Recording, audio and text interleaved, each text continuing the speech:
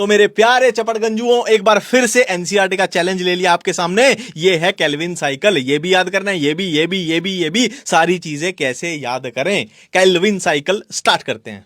हम जो भी चीज याद कर रहे हैं उसे एक बार लिख लेते हैं। हम याद कर रहे हैं केल्विन साइकिल, हमने लिख लिया केल्विन। तो ये भाई केल्विन अंकल थे, यहीं के थे, अपने देसी थे, हरियाणा पंजाब के थे। एक दिन इन्होंने बहुत सारे क्या खा लिए, मूली के पराठे खा लिए। अब मूली के पराठे खाए हैं तो जी ओहो, अंकल ने कर दिया कांड। CO2 छोड़ दी भाई। अब इनके अंकल के पड़ोस के घर में रहती थी कौन कौन रहती थी, रूबी नाम की लड़की रहती थी। रूबी नाम की लड़की रहती थी। CO2 उड़ी उड़ी उड़ी रूबी तक पहुंच गई। और भाई CO2 थी इतनी खतरनाक, देखो पहले CO2 को रूबी तक पहुंचा देते हैं।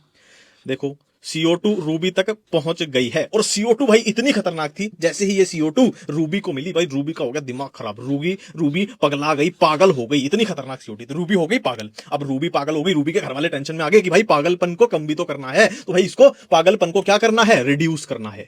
तो इसके पागलपन को रिड्यूस करना है, पागलपन में क्या करनी है, रिडक्शन करनी है। तो इसको भाई डॉक्टर के पास ले गए। डॉक्टर भाई दवाई देता रहा, आराम हुआ ही नहीं। इतनी खतरनाक CO2 थी। तो डॉक्टर ने क्या किया, रूबी के भाई बोला कि ये ऐसे नहीं उतरेगी, ये रूबी के 3 पंच मार दो। 3 पंच, 3P, 3 पंच, 3 पंच मार दिए। अब 3 पंच के बाद रूबी दोबारा रूबी नॉर्मल हो गई। मतलब दोबारा रूबी रीजनरेट करके नॉर्मल रूबी होना ना, दोबारा रूबी रीजनरेशन करके पागलपन खत्म हो गया है, दोबारा नॉर्मल रूबी बन गई है।